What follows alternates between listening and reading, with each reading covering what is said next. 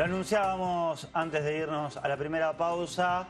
Ya está en nuestros estudios el fiscal Marcelo Romero, que siempre nos acompaña los días lunes y a veces también algunos que otros días que lo estamos molestando al fiscal Romero porque hay muchos temas para conversar, para dialogar y para aprender. Y en este caso, un tema que lamentablemente sigue creciendo, que preocupa y mucho, que está instalado en la sociedad, pero que está instalado como problemática, no como soluciones. Y hablamos de violencia de género y en este fin de semana en particular se han dado 5 hechos, tanto en La Plata como Berisso y Ensenada, que otra vez nos hacen focalizarnos en este tema. Fiscal, ¿cómo le va? ¿Todo bien? ¿Qué tal? Un gusto. Bien. Lo voy a tuitear. Nos tuteamos. Me cuesta, pero lo voy a tuitear. Tuteamos. Tuitear no, tutear. Tuteamos.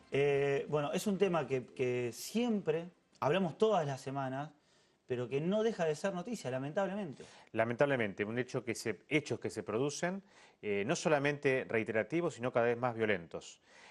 Afortunadamente hay una decisión valiente de la inmensa mayoría de las mujeres víctimas de denunciar. Esto hay que destacarlo. Estos hechos lamentablemente existen desde mucho tiempo atrás y muchas mujeres durante mucho tiempo, por miedo, por temor, no denunciaban.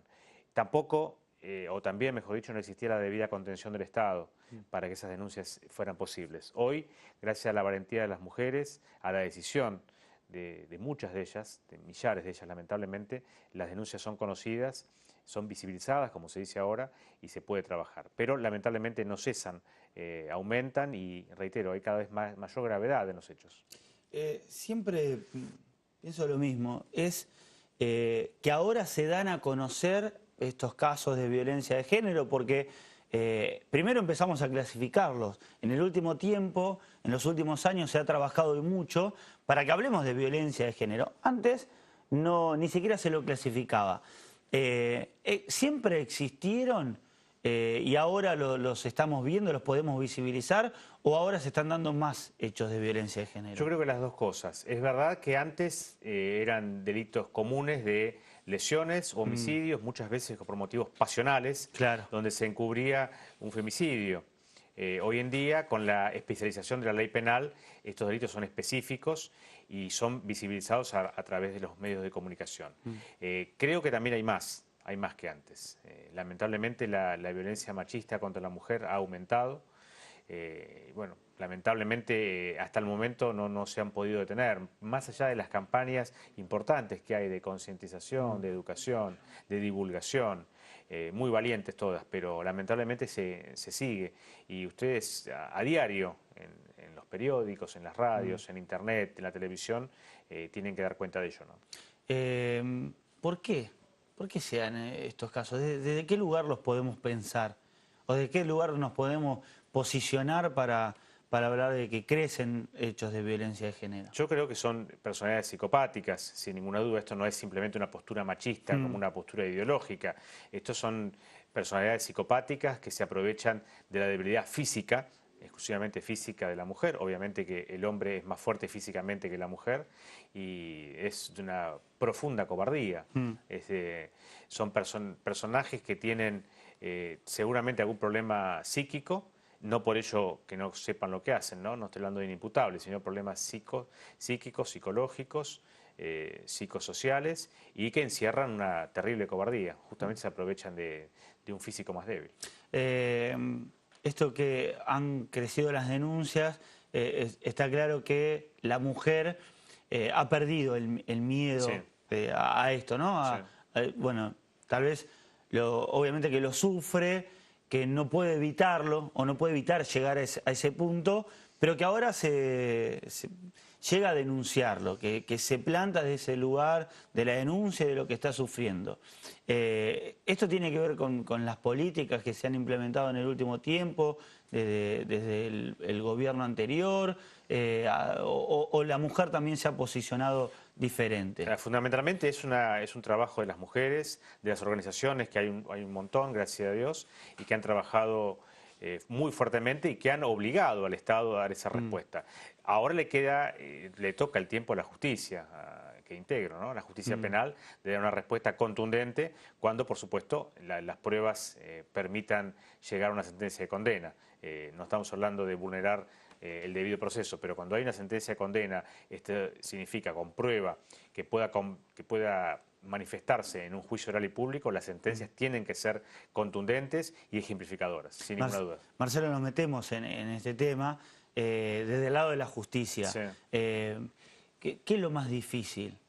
¿Probar que existió la violencia o que la violencia en sí misma lleve a que el golpeador vaya preso? Lo más difícil es probar la autoría. La autoría. La autoría, por lo general, se dan en la intimidad de un hogar, de una habitación o de un lugar donde no hay testigos.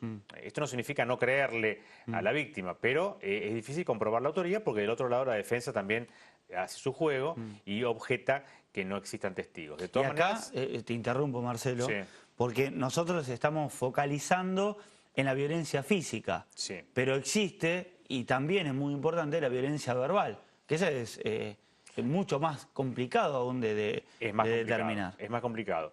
Por lo general también hay pruebas para utilizar como son los mensajes de texto, Claro. los WhatsApp, los mensajes de audio, que la tecnología también ha conspirado, es la parte negativa de la tecnología en este tipo de delitos.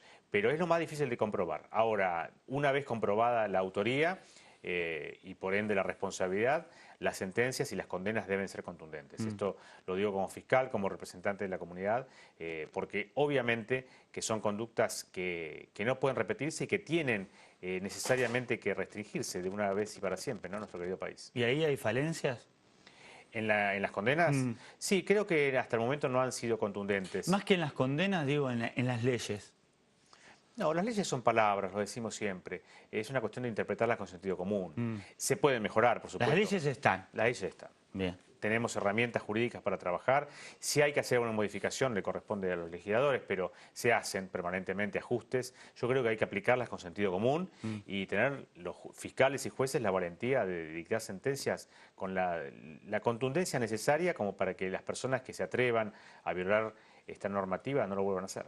Porque se da mucho que hay casos de violencia de género y que se reiteran.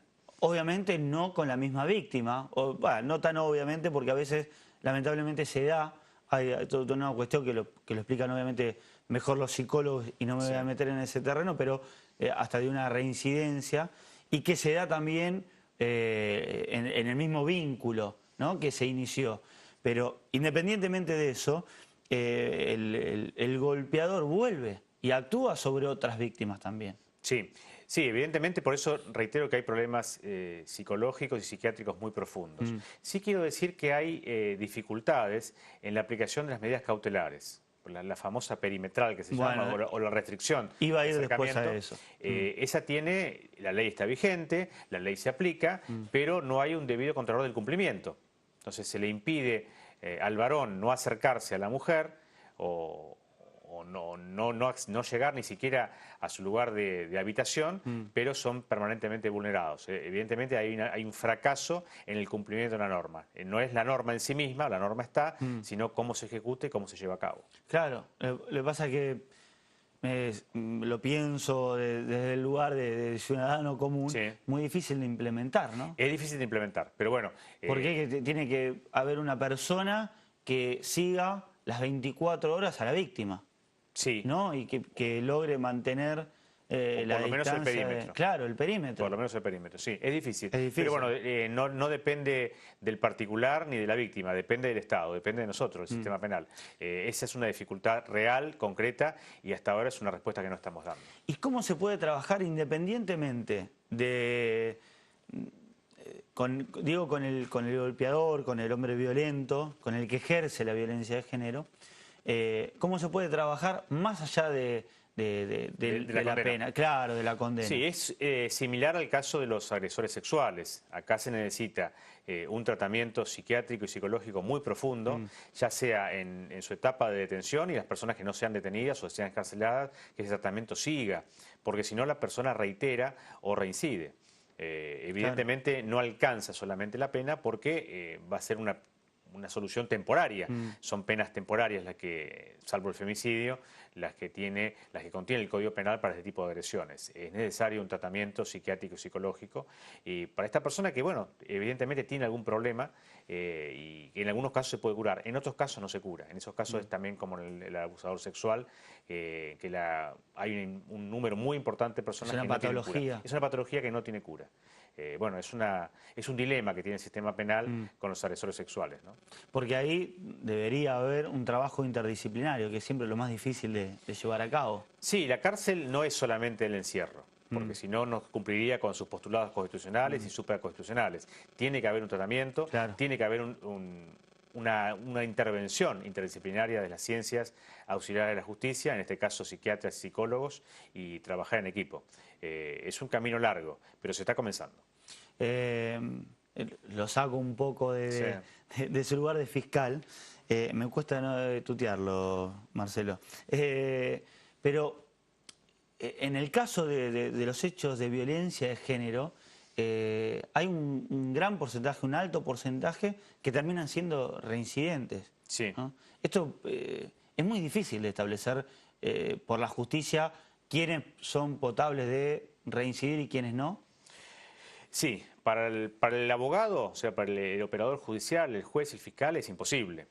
Tenemos que basarnos exclusivamente en lo que nos informan psiquiatras, psicólogos, asistentes sociales, personal penitenciario, que hacen los informes técnicos criminológicos cuando la persona está por recuperar su libertad, ya sea la libertad plena, la libertad condicional, la libertad asistida, la salida transitoria. Pero el juez o el fiscal por sí mismo no lo puede hacer. Y tampoco estos profesionales, porque puede haber un periodo de buena conducta, puede haber un periodo de aceptación de la responsabilidad y después la persona volver a reincidir. O sea, acá la justicia, en ese sentido, es medio impotente, ¿no? Para evitar una reincidencia.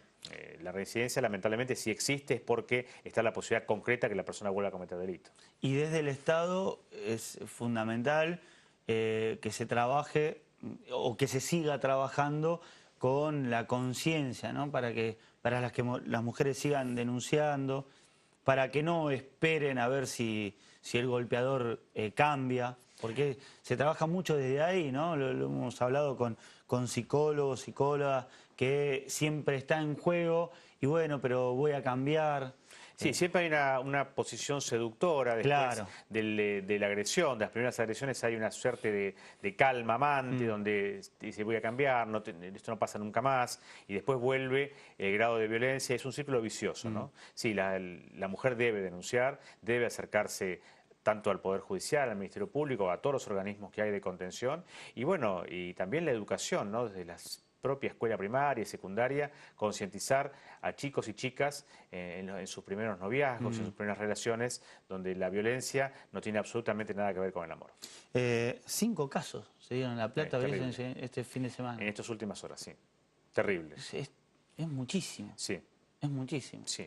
Tenemos un caso ahora, bueno, que está por juzgar, de violador múltiple, que se suspendió por una cuestión técnica, porque el defensor del imputado renunció al patrocinio, así que seguramente se le va a asignar a un defensor oficial o un nuevo abogado particular, de acuerdo a su deseo, eso lo decide el imputado, y se va a juzgar una persona que cometió varias violaciones. El defensor del imputado, esto no es común, ¿no? Es común, sí. ¿Ah, sí? Es común, sobre todo con los abogados particulares, no llegaron a un acuerdo, o no se ponen de acuerdo ya sea en la estrategia o en la parte económica, o bueno, hay una desavenencia entre el defensor y el imputado, entonces el defensor lo que hace es renunciar y a partir de ahí o lo asiste el defensor oficial o toma un nuevo abogado particular. No se da, se lo pregunto de la forma muy llana, sí.